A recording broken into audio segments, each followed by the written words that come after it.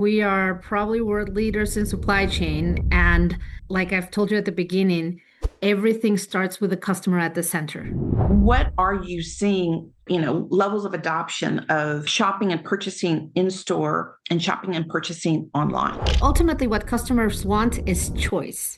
The Mexican consumer still likes to walk into physical stores. In fact, for many families, grocery shopping or going to a Walmart supercenter is a family activity. You will see them together on a Saturday and Sunday. So, what I think is magical about us is that we can provide an equally amazing in-store experience as we do online. I think our philosophy is very consistent, right? We want to create trust through the promise of price stability.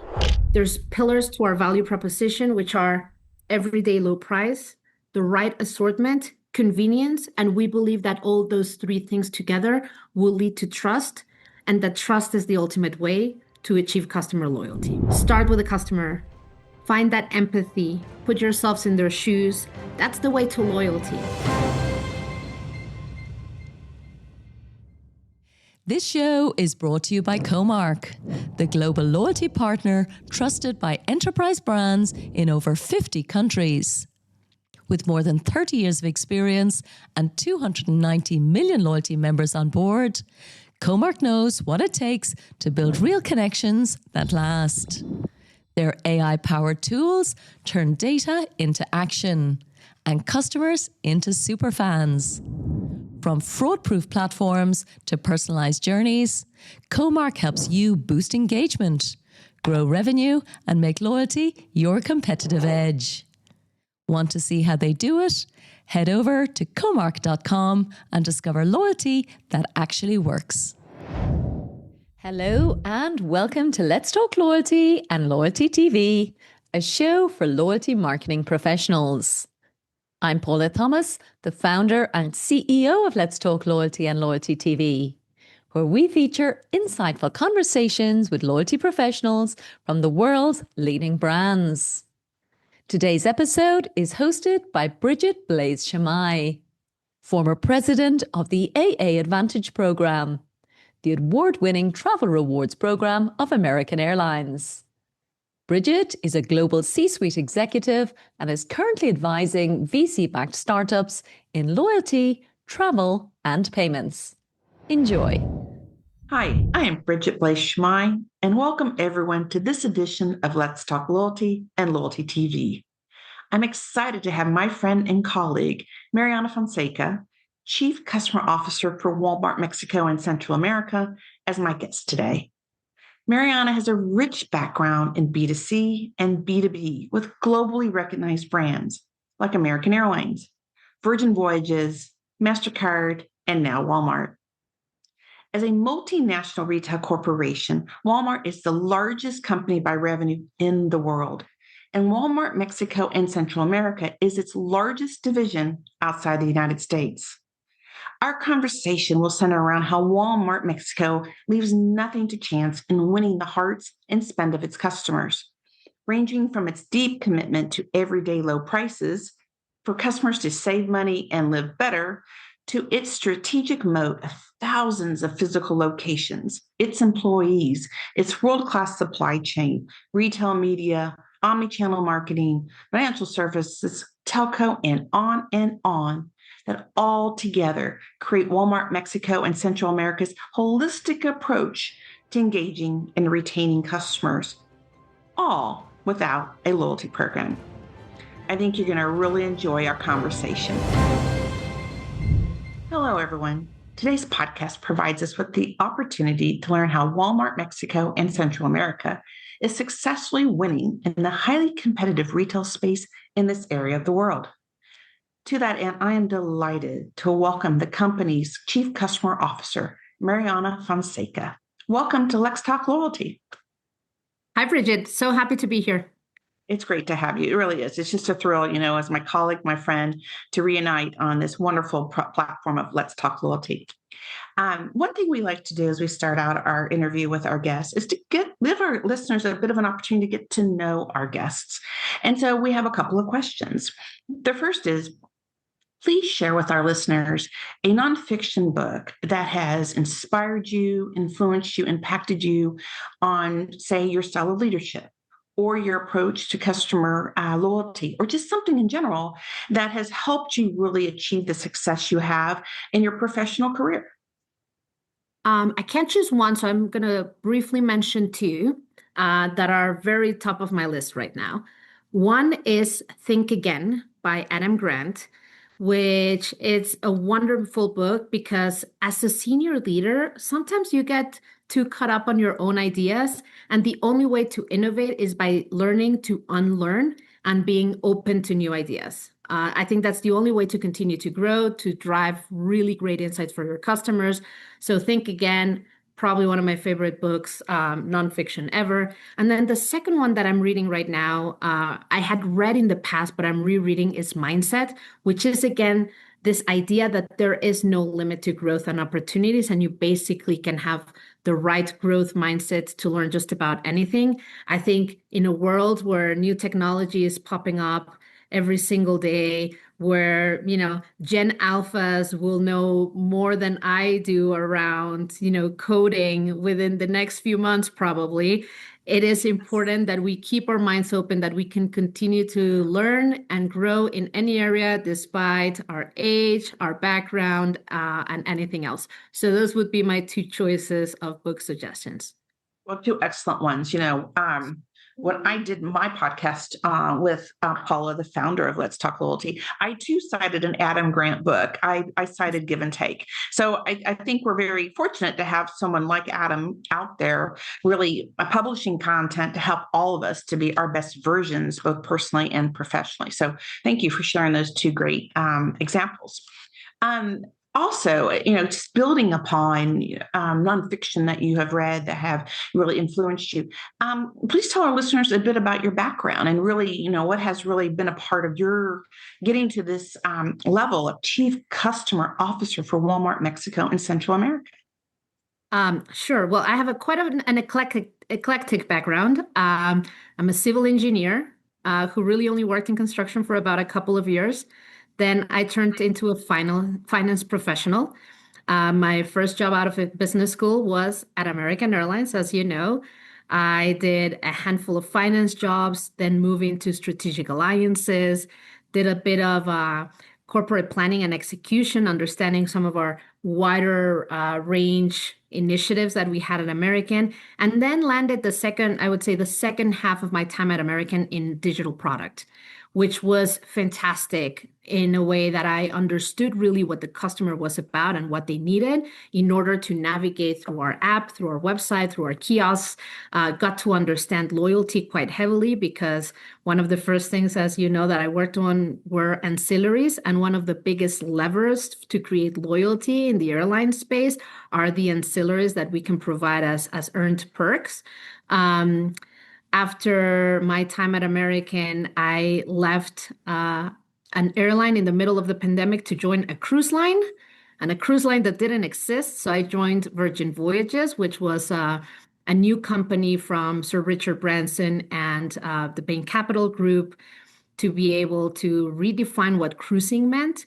And it was incredible to see how the Virgin mentality about disruption and creating irresistible experiences was so deeply founded on understanding the customer and its pain points. So there I led loyalty, digital, and marketing, and then left for a couple of years to join MasterCard, leading loyalty for Latin America. So it's not a secret that MasterCard is actually the largest loyalty provider in the world. So there I got to see a number of customers across, from Mexico to the Caribbean to South America, banks and merchants who were leveraging technology to drive customer engagement. And while I was there, I got the call to come and join Walmart to lead the customer office, which includes marketing. It includes customer knowledge and insights, customer care, as well as data and product, which are critical to making sure that we can actually tend to the needs of the customer. And that's my current role. I applaud this. This is just a terrific set of experiences that you've had in a very short career, right? And how varied and diverse, really zeroing in on, what does it mean to win with the customer, and how is it you bring content and capabilities and learnings and et cetera to the table to accomplish that. So I really do applaud you, Marianne. It's just terrific to hear all that. Thank you. Thank you so much. So, one thing I learned in preparation for this podcast with you today is that Walmart Mexico and Central America actually has 4 store concepts. We have Walmart Express, Super Walmart, we have Bodega Aurrera, and we have Sam's Club. Yep. Please tell our listeners what are the strategic and customer objectives with having 4 different store formats, and the role they play in winning the hearts and spend of your customers. Well, the Mexican consumer, as you would imagine, has a broad range of needs and looks and is very different in different areas. So having a portfolio business like we do with the 4 different formats in Mexico allows us to serve specific customer segments with their unique needs. So for example, Bodega Aurrera, which is our lower income format, is for our consumer. We call her Andrea. And Andrea lives day to day. She needs to go in, find everything she needs at the lowest possible price she can pay. So we work really hard to make sure that we're true to that value proposition for Andrea and ensure that we don't do things like force her to buy 3 shampoos so that she gets a really good price. So we focus on the lowest price that Andrea can pay. On the other side, we have Walmart Express, which is for our, let's say, AB customer or ABC plus customer, which is a smaller Walmart format in neighborhood areas, kind of what you would see in the US as the neighborhood stores in Walmart.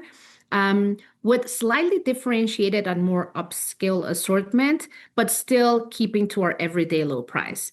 And then for some of the customers who have broader needs, we have our Supercenter store, where this is very similar to what you would find in the US. It's a big box format, and we have the broadest assortment you can find on groceries and consumables, as well as a large selection of general merchandise. So it's a one-stop shop where, yes, we're true to everyday low price, but on top of that, we can bring new assortment, innovation, and really generate that trust with our customers. And of course, Sam's fits a specific, membership style need where customers pay a membership price and they get access to disruptive prices as well as new and disruptive products as well. So having that portfolio really allows us to go deep and serve our customer needs wherever they need them. So one thing I think is universal, right? No matter in which company or country, pardon me, that you operate, is the attractiveness of low pricing. And certainly, the brand EDLP, everyday low price, is absolutely Walmart. But while that is universal, tell us a bit about how you localized the shopping and purchasing experience for your customers across these 4 store concepts. Yeah, I think the first thing we do is staying true to our customer value proposition, right? Like I think I gave you a briefly example of what we do for Andrea in Bodega Aurrera, where we really focused on unit prices. Like I said, we know her very well. We talk to Andrea all the time. We listen to her. We see her transactions. And we know that when she comes into the store, she's spending maybe an average of $10 to $20. And with that, she has to feed her family. So she may come in multiple times a week because she keeps, her groceries day to day.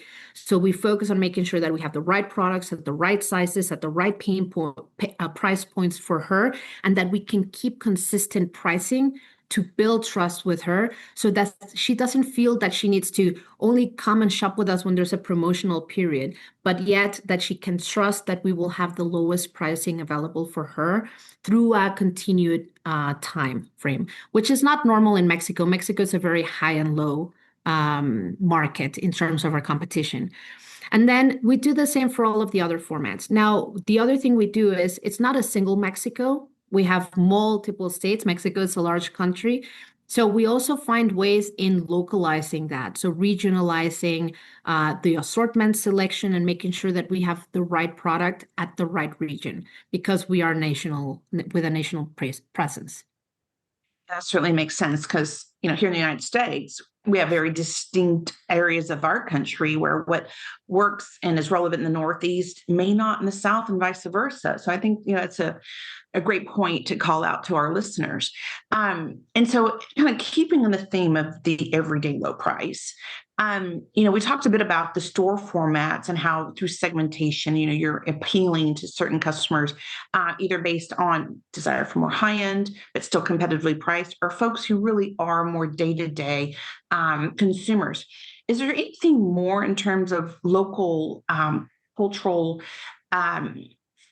actions that you take that relates to everyday low price? Is there something different that you do in Mexico and Central America versus, say here in the United States or Canada? I think our philosophy is very consistent, right? We want to create trust through the promise of price stability. However, I think a lot of the nuances that happen around pricing may happen around assortment selection. So we listen to the customer. I think, like you said, the products that are relevant in one area may not be to the other. And what we're doing is we can use customer behavioral data to understand, look, and this may not read for some of the non-Mexican consumers, but in most of Mexico, we use mayonnaise. But in a very specific part of the southeast, they use something called aderezo, which is dressing, which is kind of like mayonnaise, although they'll tell me it's not at all. So we make sure that for that region, we will have within our assortment aderezo, which is critical, and that when we think of pricing, the entry price point is for the unit of need and not necessarily the national product. Those are the type of things we can do through data that we can really understand consumer needs and we can go and focalize specific regional actions. Now, there's a base that's national. We will take care of that always consistently because we also want to be a consistent brand. We want to make sure that the Walmart you experience in Mexico City is the same one that you experience in Chihuahua, Mexico. However, we do look locally to make sure that we understand the regional consumer. So I think what I'm listening and hearing is at scale, Walmart is also focused on detail. Yes. Retail is detail. And you just gave a great example of that. And I love that there's no excuse with Walmart. We're at scale and we're committed to our customers all the way through. And in this example, dressing versus mayonnaise, depending on which part of the country you're in. So I'm convinced always on EDLP with Walmart, right? But the reality is everyday low price is only as awesome as the customer gets to realize it, take advantage of it. Talk to us a little bit about not only the commitment Walmart, Mexico, and Central America has to having product in stock, but more importantly, having product reliably, consistently on the shelves. Tell us a little bit about your supply chain and how you make that magic happen. I mean, we are probably world leaders in supply chain. And like I've told you at the beginning, everything starts with the customer at the center, right? So a lot of the thing we do is we analyze availability from a customer needs state. So first of all, we make sure that all of our supply chain is consistent throughout. We have very rigorous standards, but when it comes down to what's on the shelf for the customer, which is ultimately what the customer cares, right? They don't care whether there was something happening on the highway and the product couldn't get there. They don't understand if suppliers are having shortages. What they understand is they want to see product on the shelf. And we do a very interesting process in the stores to ensure that we continuously validate whether we have open spaces on the shelf. But not only that, we continuously evaluate our assortment to make sure that we have the right product available, right? Because it's not about just stocking up the shelves, but it's making sure that every need base of a customer is met. What do I mean by that is as a consumer, you may need a shampoo. When you think about shampoos, you may think, oh, I need, I don't know, 5 different variants, but they're not just all within the same need base. So you may need one that's for dandruff, and you may need one that's for dry hair, and then you may need one that's to create volume. And within those, we want to have breadth of assortment. So we continuously look at each individual category, each different product line, and we see, are we meeting all of the needs base of that assortment line for our customers? And then do we have the availability of those products on the shelf? So we combine the defining the assortment to make sure it's what customers need with, once we've defined that, ensuring that the product is on the shelf through our very advanced supply chain practices. So as I just listened to all this, it really puts me in a position of thinking about how you're earning customer trust, right? Where you are prioritizing relevance of product and pricing, and that the pricing is consistently offered as an everyday low price, and that the customer can access it with confidence. All of that consistency creates trust. And as you and I both know, you have to have customer trust first in your path to having customer loyalty. So really, love all this huge efforts that Walmart goes through to earn the trust of their customers. And I think you've summarized it beautifully.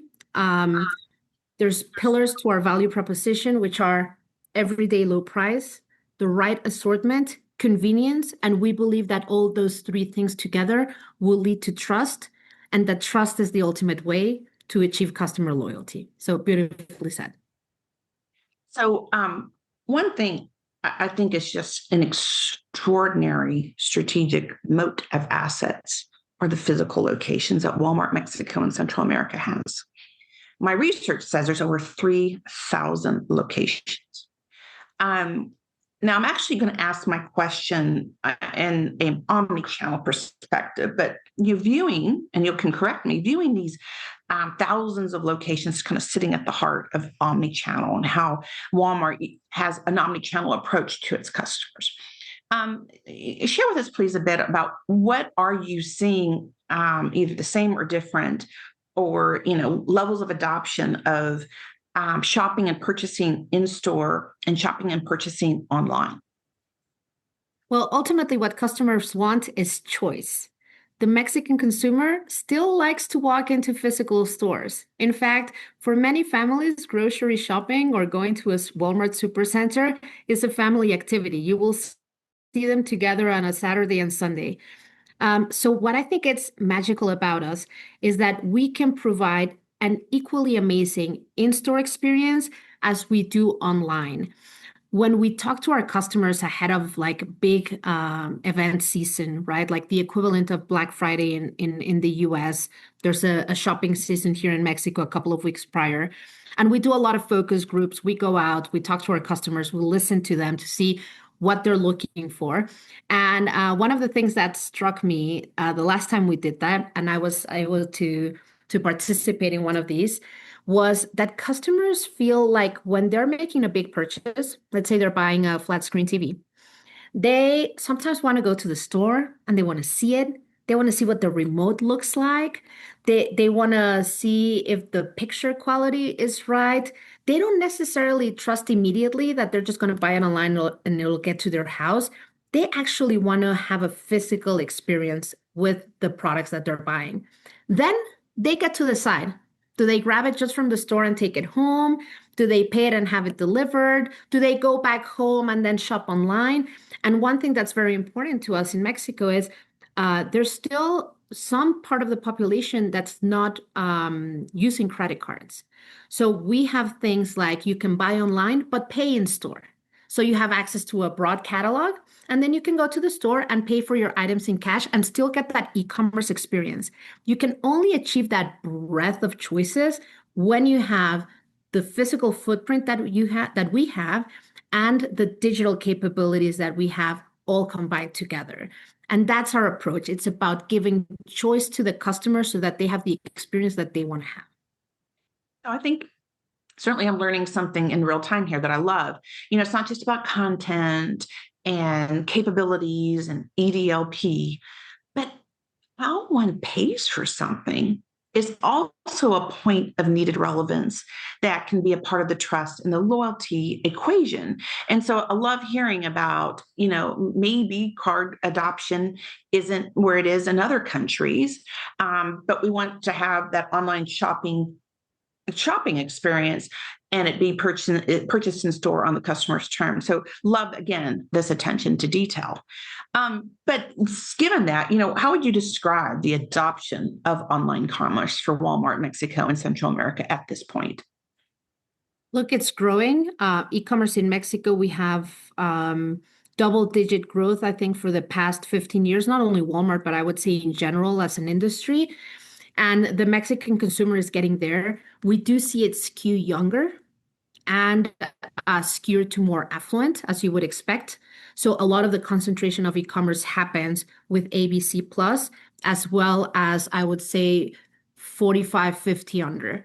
So again, one of the ways that we bridge that bringing people into the e-commerce space is through the creation of, and I think we'll talk about it a little later, but the creation of financial products that are more accessible so that they can join the digital economy, as well as telco solutions that are also more accessible so that they can join the digital economy. So it's definitely growing. It's a big opportunity. There's still a lot of an untapped market, but we want to be part of the way to bring people in.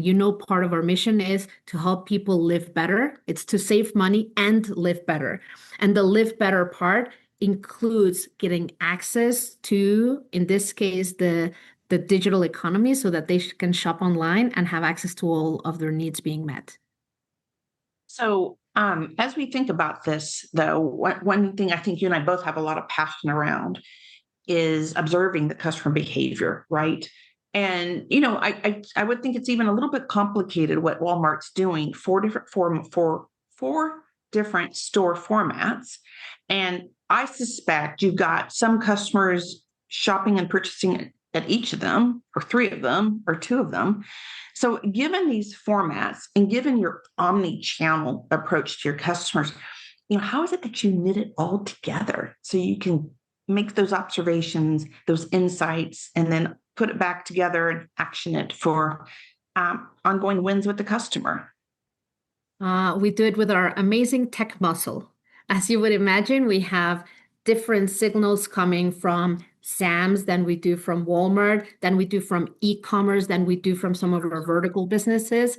And we mesh it all together so that we can understand our consumer better. Because like you said, there's definitely coexistence within the brands, not necessarily as big as you would think, because customers still have specific preference. And as I explained at the beginning, we have specific customer value propositions for each of our formats.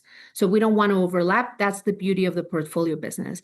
But we do stitch together the knowledge to understand, maybe my Walmart Express customer visits Walmart Express 2 or 3 times a week because that's where they go for their daily needs. It's close to home. I actually have one 2 blocks walking distance from my house. So I forgot the bananas. I'll just walk over and get it. Like that's the type of store and that's how it meets my needs. But every once in a while, I will need a bigger shopping trip where I need some general merchandise. Maybe I need to buy some towels and cushions. And for that, I'll make a special trip to the Walmart Supercenter store or to Sam's Club.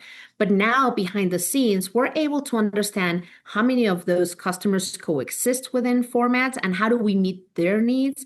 How many customers are buying only on our brick stores versus our mixed shoppers are buying online and what type of shopping missions are they doing in one place versus the other? So especially when we communicate with them in a way that's relevant because loyalty also comes from understanding a customer and being able to meet them where they're at. So if you're a bodega customer, I'm not going to come and try to acquire you into, I don't know, coming into Sam's if it doesn't make sense. So we don't want to do it for the sake of doing it. That's stitching together. We want to do it where it makes sense for the customer because we believe we can add value into their lives because we see their consumer behavior.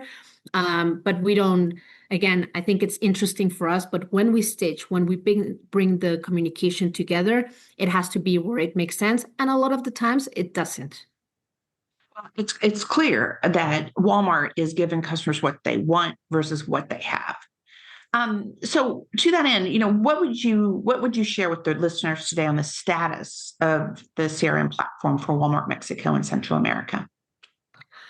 Well, this one's interesting. I think you'll enjoy this one. So when you're in travel, as we were, you always had customer contact information, right? In order to get on the plane, you have to give email and phone number. In fact, you have to give your data. Like we had in travel richness of customer data, and every transaction was identified to a customer. So doing CRM in travel, it's relatively easy because you know a lot of things about them, right? However, in retail, one of the things that is interesting is you can walk into a Walmart store, grab a bag of potato chips, pay with cash and leave, and I've never known you were in there. So CRM has a very different angle when a lot of your consumers, especially in Mexico, where a lot of the transactions are still cash transactions, where I can't stitch you to who you are, let's say in my digital ecosystem. So one of the things we did was last year, one of my amazing colleagues launched the Beneficios program, which is akin to a loyalty program, except it's not a points-based program or a cashback program. It is a benefits program. We have partnerships with different companies who want to be able to provide benefits and access to some of our client base, and they're the ones gifting benefits to our customers. So in exchange for your phone number, you'll get, I don't know, a free ticket to go to the movies with your family, or months of free streaming, or a deep discount on your favorite restaurant. And now that we have your phone number, now I know that the Bridget that came into the store and grabbed a bag of chips is the same Bridget who just ordered, I don't know, a mattress online, and we're able to take that data together and really tailor it. So I know you asked me originally, what's the status of CRM? Well, now that we have the data, now we can do a proper life cycle mapping, which is extremely complex because it's multi-format. So typically in a single company, you would have a linear life cycle where you're onboarded, you're stable, you're maybe going to a trial, we try to bring you back, the standard. In this case, you may be transacting in Bodega, then maybe you graduate to a super center, maybe you get a Sam's membership. So it has a lot of different angles now to how we do life cycle management. And we can start tailoring those communication journeys to where you are as a customer, as well as based on what we have to offer as a company. But we are, let's say, on our early stages, but with so much opportunity to be probably the company that best communicates with their customers just based on the breadth of information we have. So, Walmart is achieving customer loyalty without having a traditional loyalty scheme. Are what we just covered off here are examples of how you are remaining relevant and competitive with what would be trappings or benefits from a loyalty program. You're just solving it differently without having to have an incentive-based program, the expense of an incentive-based program, because Walmart is so committed to everyday low price. I mean, is that a fair summary of all this? That is a very fair summary. As a lot of the listeners will know, and I know you know, loyalty programs can carry some liability. They require some investment to attract and retain your customers. And we want to put all of that investment back into price for our customers. It is essential to who we are, right? With having everyday low price comes the need to have everyday low cost as well. So cost management is critical for us. Which is why we think about loyalty more holistically. Yes, we have this benefits program, which is closer to a loyalty program because you do get some perks. Except in this case, we have partners that help us provide those perks. But in exchange, we not only communicate with you better, but we drive loyalty through the core of who we are, which is what we offer to the customers: consistently low prices and the assortment that they need. And if we can meet those two basic needs, which is the original reason why they come with us, then the loyalty will come. And then everything else on top of that is just fine tuning on how we communicate so that they understand that we're here to serve their needs and to help them live better. So, I mean, clearly, a clever, efficient approach, right, to having some trappings of an incentive-based program, some partnerships that come in and provide the benefits. And I'm assuming that this is yet another cache of data on the customer behavior, what they're liking and using with your partners that then gets fed back in to help you make even better decisions going forward for your customers. 100%. And that's the loop that we try to do, right? Our suppliers are our partners in this. Without their help, we cannot serve our customers' needs. So we leverage all of the data that we have available to us to work with them so that they also know our customer better. Because if we both know the customer really well, we'll both make really good decisions for them. And that's how we think about the whole, let's call it a customer data ecosystem. So, one thing, again, in preparation for today, I learned 88% of your customers are within 10 minutes of one of the Walmart formats. Um, there just may be a moment or many moments where a customer wants delivery. Tell us a bit about how Walmart is offering delivery, solving for delivery in this region of the world. Well, first of all, Mexico is huge on delivery. I've only been back living in Mexico for the last 10 months. So I'm used to, the standard delivery options you have in the US. But Mexico is very into delivery. Even though you can still walk and have short distances, companies here around quick delivery have grown significantly. It's a big part of the culture and who you are. So it is expected, even though we have the accessibility of stores being nearby, delivery is a big, important component to the Mexican consumer. So how do we solve for it? Similar to what we do in the US, we have a breadth of ways in which we can deliver our goods to our customers, whether it's within 2 hours, right? If you want to do your grocery shopping because you're going to have dinner tonight and you really don't have the time to go and step into the store, even though it's right next door, you put your order in and in 2 hours it will be in your house, same day delivery, next day delivery. But we also have an extended assortment. So there are things that we may not even have within our stores, a broader range of things and goods you can buy that we can deliver to your house in 2, 3, 4 days, depending on what you're buying. And we get to leverage some of the knowledge of inventory about a broader range assortment from our family in the US as well. So we are able to solve for deliveries in many ways that not every company does, because many companies will have maybe just the on-demand grocery delivery, or they may have the extended goods delivery, but we are able to offer a whole spectrum of goods, whether you need them now or it's a bigger purchase that you need within a week. So, is that a delivery, a part of the basic proposition, or do customers pay a fee for it? What is really the proposition to the customer in terms of delivery? Do they need to do anything other than clicking a button and say, "Deliver, please"? Well, they do click a button to say deliver, please. And depending on the type of delivery, there may or may not be a fee, as well as depending on the size of their ticket.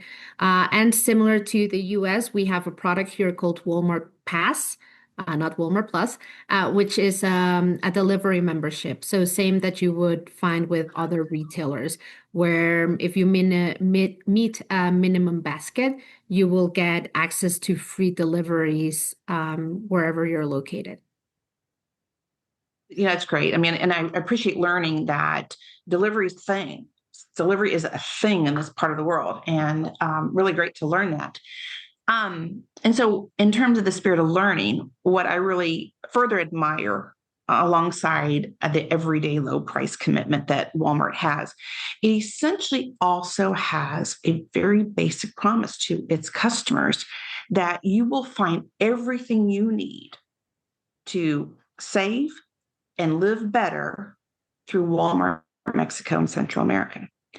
And so I'd love to share with our listeners, first and foremost, about the financial services offerings that you provide to your customers. Well, I think this is a brilliant strategy, and I wasn't here for it. So not to the leaders before me who've come up with this. But as I was telling you early, Mexico still has some areas to grow in terms of financial inclusion. So one of the things we realized is in order to bring people into the digital economy, we also have to help them. We realized that there's big barriers to banking, big barriers to telcos. And if we can remove those barriers for them, they can come into the digital economy. So we do have what we call Cashi, which is a digital wallet that you can load. Imagine you get paid in cash, and you don't have enough credit to get a credit card. You can load your cash into our Cashi wallet at the store and hold now your money in a digital space, which is safe, allows you to transact online, and also allows you to transact in the store. So we've created now this ecosystem where through Cashi, you can also receive your remittances. So if you're getting money sent from the US, you can receive it through Cashi. If you need to pay for your electricity bill or your water bill, you can pay it directly through Cashi. So it makes the lives of our customers a lot easier when they have the ability to do something that before, because they didn't have access to banking, they wouldn't be able to. Now, through that ecosystem, we've been growing it. Now there's a Cashi account and there's Cashi banking, which we just launched this last month, and it's growing. So we want to bring people along so that it's not only a wallet, but they can continue through the banking stair until they have full access to financial services that maybe they didn't in the past. So again, core of who we are, it ties to retail, yes, but it ties very squarely into our mission of helping people live better. You said another word that I think is really important as it relates to, again, customer loyalty: ease. Ease by which they can engage with the brand. And that was a part of your explanation around payments. And, there's nothing more telling, I think, in terms of a customer's priority preference than how they spend their money. I mean, for some customers, it's how they spend their time, but the most customers, it's how they spend their money. And the fact that you use ease is really telling that Walmart's in it to win it and save money and live better for their customers is very real and deep. So the financial services, what about telco? Well, telco was a similar story, right? We realized that a lot of people did want to shop online, but they didn't actually have the equipment or the lines to do it.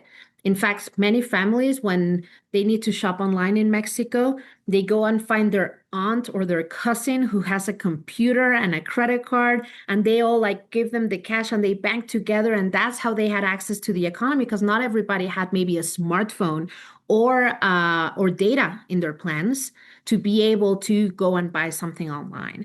And we realized that the barrier to get a cell phone in Mexico were actually pretty high, and there wasn't an EDLP version of a cell phone plan.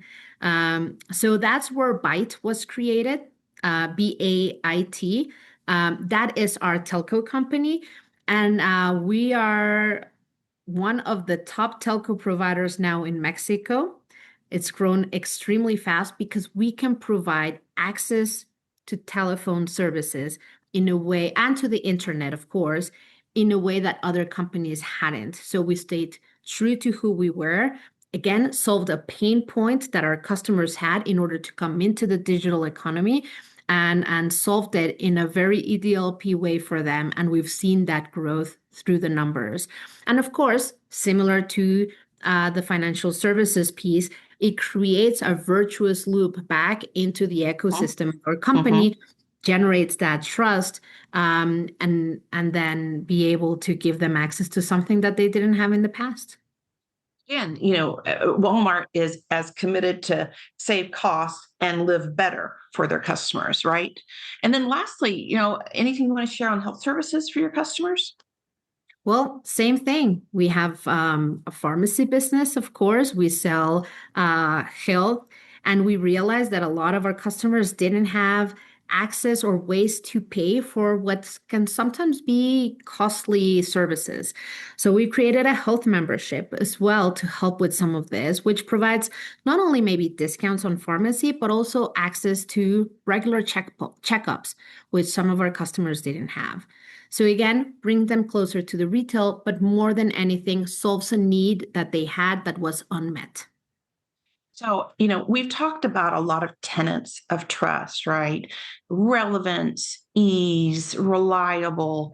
And now, what I love about telco, financial services, health services, it allows, as you have said more than once, the ecosystem, but more of a habitual engagement by customers with the Walmart brand and its family of brands in Walmart in Central America. So, again, as I have said in my introductory remarks, Walmart leaves nothing to chance to win with their customers, to help them save money and live better. So thank you. Really loved all of that. So, kind of now on the May I wrap just up say part. one thing? Yes, The of one course. thing that all of this has in common is listening to the customer. You cannot do any of this if you don't truly understand what the customer needs are and why they're struggling somewhere, right? Why can't they take that extra bottle of shampoo? Why can't they buy online? What's preventing them? So the more we listened, the more we thought about these different ways to solve their needs. And I think that's what makes us special is that unrelentless obsession with listening to our customers and what they need. What I think is very important, and I try very hard in my own self, is to approach your engagement with customers with humility and not have this attitude or arrogance that And when you allow yourself to learn and give the customer the space to tell you, either through their actions, their words, or whatever, I think it goes a long way for a brand success, which you cannot argue what Walmart is realizing in terms of financial success. Okay, so almost wrapping this up, and you and I have not once uttered the two most common letters in our global vernacular: AI. Anything you want to share with the leaders on how Walmart Mexico and Central America is leveraging AI? I mean, we are very bullish on AI at Walmart, as you can imagine. Um, Doug McMillan, our global CEO, just named a chief AI product and UX officer, but with AI being a core part of his title, because we believe that adopting the best possible way to find solutions to problems is the fastest way to serve our customer needs. So again, with that lens of all I want to do is solve a customer need, I have to have the best technology at my disposal to be able to do that. So that's why we're very bullish with AI and just technology in general. What cool things are we doing? We're exploring AI just about everywhere you would think, from day-to-day use cases about how we triage better when something may be off within our store operations, right? We have AI-based alerts that says, hey, your sister store is selling more ham than you. Maybe you should check this 3, 4 things out. All of that based on artificial intelligence, to how we are generating content for CRM, how we're segmenting and finding audiences dynamically to be able to reach them through our CRM platforms, all the way to how we plan to remove variability from our operation. So I think I could just spend an hour here talking about the different ways in which we want to apply AI. But I think the critical piece is that our objective and our foundation is on solving a customer need, whether it's an internal customer or an external customer. And to the extent that AI is the best tool to do that, that's where we will focus our energy. It is not tech for the sake of tech or innovate, like just AI for the sake of AI, which I know a lot of people like to do because it's the next hot thing. It was personalization 8 years ago. You couldn't talk about anything without people talking about personalization. We want to solve customer needs and we want to do it through the best means possible. And today, for the most part, AI is the fastest way to get there. Exactly. And I love that you gave, I mean, the use cases are going to be endless, right? Big, small, medium. And I loved, again, retail is detail. You gave this an example around ham sales. So look so forward to see what more you all will do for the really the win for the customer. So you've been very generous today, sharing with our listeners an awful lot on how Walmart is winning. Is there anything else you'd like to cover off? Um, I mean, really, just thank you for the time. If I had to make a point about one thing in particular, and I think you covered it, but it doesn't hurt to repeat, is start with the customer. Find that empathy, put yourselves in their shoes. That's the way to loyalty. Really understanding a customer pain point, that is the way to gain their trust. And then consistently and continuously finding a way to solve those problems and to address their need while staying true to your core value proposition, which for us is everyday low price, the right assortment, convenience. And those three things together is what should get us the customer. So, yes, loyalty programs are important to drive engagement. They're a fantastic tool. It's a big part of my background. I'm not shaming them at all, but you have to start with delivering your initial promise to the customer, whatever Right. that may be, whether you're in retail or travel or any other industry, it starts with that. Absolutely. Perfectly said. And thank you very much. So, I'm confident our listeners are going to want to be able to contact you. Okay, that we suggest maybe LinkedIn or any other contact information you prefer they reach out? LinkedIn is perfect. They'll find me there. I am quite active. I have opinions. I keep learning. I use LinkedIn as a platform to push myself to learn new things. And just lately, I had a debate with myself about value attribution. So if you're into that, feel free to follow me on LinkedIn. That's great. So we'll include that in our show notes for our listeners. And so with that, Mariana, thank you. It is a wrap for this great podcast. And to our listeners, thanks for joining Mariana and me on Let's Talk Loyalty and Loyalty TV. Bye for now.